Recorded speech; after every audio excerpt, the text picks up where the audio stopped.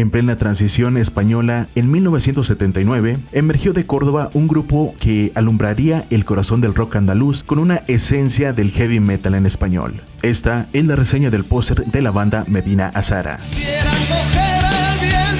Medina Azara fue fundada por Manuel Martínez en la voz, Pablo Rabadán en los teclados, Manuel Molina en el bajo, José Molina como baterista y Miguel Galán en la guitarra. Su nombre surgió en honor a la ciudad platina de las afueras de Córdoba, un símbolo histórico cargado de patrimonio cultural. Su debut homónimo, también conocido como Paseando por la Mezquita de 1979, sentó las bases del estilo propio, un rock sinfónico fusionado con raíces flamencas, influencias de Triana, Deep Purple o Rainbow, una combinación que resultó arriesgada para la época. En los años 80 consolidaron su sello, con el disco La Esquina del Viento de 1981 y Andalucía de 1982, aunque tras este último, el movimiento sociocultural conocido como la movida madrileña opacó momentáneamente al grupo. Aún así, resistiendo con conciertos casi exclusivos en Andalucía y reavivando su visibilidad con el disco Caravana Española lanzado en 1987, un álbum autofinanciado que confirmaba la fidelidad de sus raíces.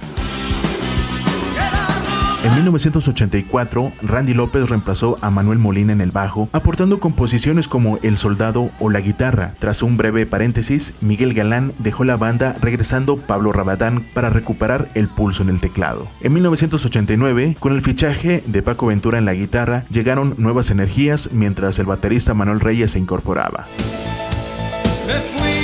La reinvención fue notable con el disco en Al-Hakim en 1989 y el álbum en directo de 1990, que capturó el carisma escénico del grupo, pero fue con el disco Sin Tiempo de 1992 el que los catapultó al éxito masivo.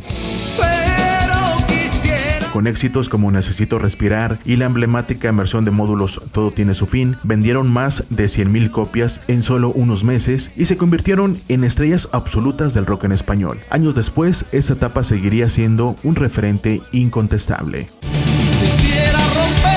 Durante 1993 se lanzó el disco ¿Dónde está la luz?, el cual fue el cierre de una generación marcada con el adiós de Rabadán, y para 1995 el álbum Árabe ratificó su inquietud por fusionar la música andaluza y el árabe, incluyendo instrumentos marroquíes, versiones de artistas como Paco de Lucía o los Rolling Stones, un doble álbum audaz y certificado como disco de oro. 3 años después, en el disco Tanger de 1998, se profundizó ese vínculo cultural con la colaboración de la orquesta marroquí Taktuka Yeblia y coros femeninos, logrando también un disco de oro inmediato. En los primeros meses del nuevo siglo, Medina Azara afrontó con energía renovada discos como Siglo XX, lanzado en el año 2000, Tierra de Libertad en el 2001 y Aixa en el año 2003, consolidando su legado sin resignar. El gesto más afectuoso hacia el público vino con el álbum A Toda Esa Gente, una producción doble con directos y canciones nuevas dedicadas a sus seguidores, y con el disco Se Abre la Puerta del año 2007 se homenajeó a Triana con 6 versiones fundamentales del rock andaluz.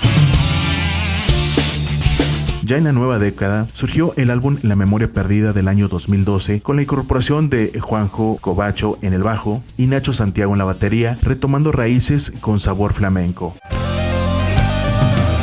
Para el año 2014 llegó la producción Las Puertas del Cielo, que trajo giras en Sudamérica, y en el año 2016 se lanzó Paraíso Prohibido para mantener una pausa de 2 años hasta que en el año 2018 se lanzó 13 Rosas, en donde se homenajeó la vida de los jóvenes fusilados tras la guerra civil, incorporando voces coral y transformación social en sus discursos.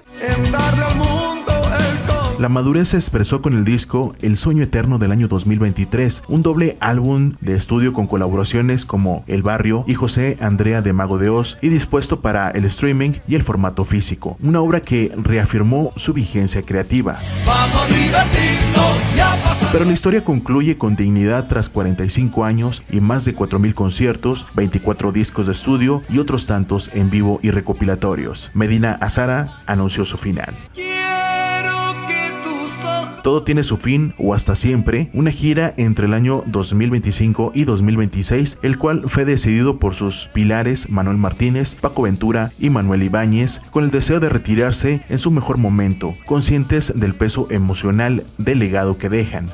Este año, en el 2025, la Junta Andalucía les concedió la medalla Manuel Clavero Arévalo en reconocimiento a 50 años en defensa de la identidad andaluza en la música, desde aquellos días de transición hasta hoy. Medina Zara siempre defendió su autenticidad frente a presiones, como contó Martínez en los 80. Un productor le sugirió que se cortara el pelo y que cambiara su acento andaluz para acercarse a la moda, consejo que rechazó con firmeza. Esa actitud coherente impulsó una historia de resistencia musical sin renegar de sus orígenes. No fue solo su música la trascendió, fue como la vivieron. La fusión del andalucismo con riffs y teclados sinfónicos creó un puente emocional en cada concierto. Medina Zara no solo ha escrito la historia del rock en español, la ha protagonizado con pasión, identidad y coherencia. Desde Paseando por la Mezquita hasta El Sueño Eterno, su carrera es un viaje de amor por la cultura, la música y la tierra que los vio nacer, despidiéndose hoy con elegancia que supera cualquier canción.